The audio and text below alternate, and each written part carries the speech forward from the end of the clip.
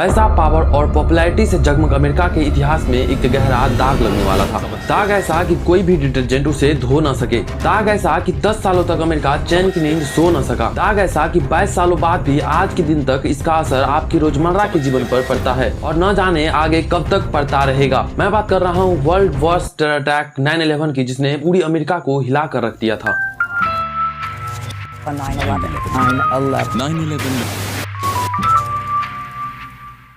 11 सितंबर 2001 अमेरिकी समय अनुसार घड़ी में 7:59 पर एक अमेरिकी विमान अमेरिकन 11 बॉस्टन से लॉस एंजलिस के लिए उड़ान भरती है। इस विमान में कुल 81 पैसेंजर तथा 11 क्रू मेंबर शामिल थे। उड़ान के महज 20 मिनट बाद ही विमान अपने मैक्सिमम हाइट पर पहुंच गया। इसके बाद पायलट ने सभी पैसेंजर्स को सीट बेल्ट खोल देने की सलाह दी। इसके कुछ ही देर बाद पैसेंजर की भीड़ से 5 लोग क्रू मेंबर्स पर चाकू से ताबड़तोड़ हमला करते हैं एवं कॉकपिट में घुस जाते हैं। जब तक लोगों को कुछ समझ आता तब तक प्लेन हाईजैक हो चुका था और अब प्लेन वर्ल्ड ट्रेड सेंटर की ओर काफी तेजी से बढ़ रहा था और प्लेन ठीक 8:40 पर वर्ल्ड ट्रेड सेंटर के नॉर्थ टावर से जा टकराई।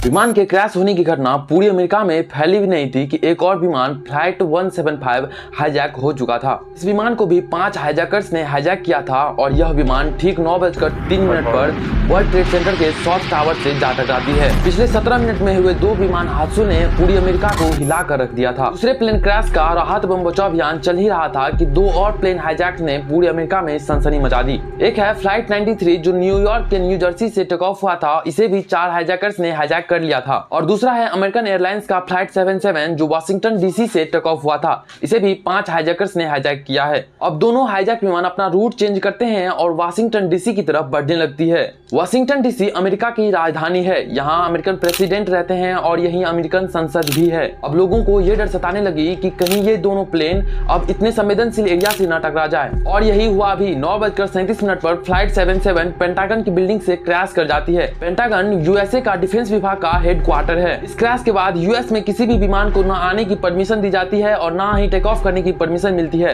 जो विमान पहले से हवा में था उसे तुरंत किसी नियरेस्ट एयरपोर्ट पर लैंड करने की इजाजत मिलती है। उधर साउथ टावर पर हुए हमले का अभी 1 घंटा भी नहीं हुआ है कि साउथ टावर पूरी तरीके से कोलैप्स कर गया है और 10:28 होते होते नॉर्थ टावर भी पूरी तरीके से कोलैप्स कर गया है। मात्र 2 घंटे पहले अमेरिका की शान में खड़ा ये दोनों बिल्डिंग अब पूरी तरीके से मलबे में तब्दील हो गया है। और अंतिम प्लेन हाईजैक जिसे 4 हाईजैकर्स ने हाईजैक किया था, पैसेंजर्स की बहादुरी के चलते अब एक ग्राउंड में क्रैश कर जाता है। इसमें भी किसी की जान नहीं बच पाई। इस आपघाती हवाई हमले में लगभग 3000 लोगों ने अपनी जान गंवाई, जिनमें 2606 लोगों की मौत तो केवल वर्ल्ड ट्रेड सेंटर के ढहने से हो गई और बाकी 250 लोगों की मौत प्लेन के यात्री, क्रू मेंबर और पायलट के रूप में हुई और लगभग 125 से अधिक लोगों ने पेंटागन की बिल्डिंग में अपनी जान गंवाई। जिन 3000 लोगों की जान गई वो करीब 77 देशों के नागरिक थे, जिनमें भारतीय नागरिक की संख्या भी 41 थी।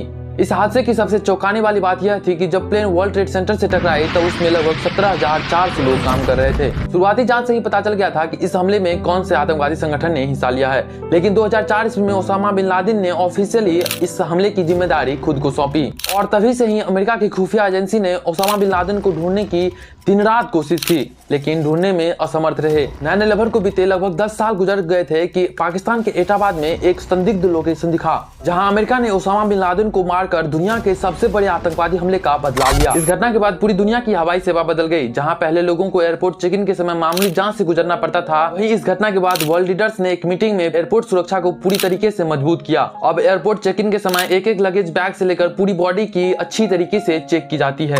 भले ही इस घटना को अतीत में गए लगभग 23 साल हो गए हैं, लेकिन इस घटना से सर्वाइव करने वाले लोग आज भी इस घटना को याद कर सहम जाते हैं। आतंकवादी इंसान के रूप में जानवर बन चुके हैं। जितना जल्दी इसका सफाया हो सके हमारे देश और दुनिया के लिए अच्छा है। हमारा देश भी आतंकवाद की सफाई के लिए पूरी तरीके से निष्पद्ध है। इसीलिए 2002 ईस्वी में आतंकवाद निवारण कानून लाया गया था। इस कानून के बाद आतंकवादी हमले में काफी गिरावट देखी गई है और यह मुमकिन हो पाया है हमारी आर्मी की वजह से, जो बिना सोए हमें सुलाता है। जय हिंद। अब बात करते हैं इस वीडियो के शॉर्ट समरी पर, अर्थात इस पूरे वीडियो को मैंने 30 से 40 सेकंड में समराइज करने की कोशिश की है। अमेरिका पर दुनिया का सबसे बड़ा आतंकी हमला 4 हाईजैक विमान से होता है। पहला अमेरिकन 11, फिर अमेरिकन 175, फ्लाइट 93 और फ्लाइट 77। अमेरिकन 11 तथा फ्लाइट 175 अमेरिका के वर्ल्ड ट्रेड सेंटर के उत्तरी तथा दक्षिणी बिल्डिंग में क्रैश करती है, तथा अमेरिकन एयरलाइंस का फ्लाइट 77 पेंटागन की बिल्डिंग से क्रैश करती है और अंतिम हाईजैक विमान एक ग्राउंड में क्रैश कर जाता है। इन चारों हाईजैक विमान से लगभग 77 देशों के 3000 लोगों की मौत होती है, जिनमें भारतीयों की संख्या भी 41 थी। इस हमले के बाद एयरपोर्ट की सुरक्षा हमेशा के लिए बढ़ा दी गई और इस हमले के आला कमान ओसामा बिन लादेन को 2011 ईस्वी में पाकिस्तान के एबोटाबाद से हमेशा के लिए खत्म कर दिया गया। और ऐसे ही इंफॉर्मेटिव वीडियोस के लिए let's check out the channel.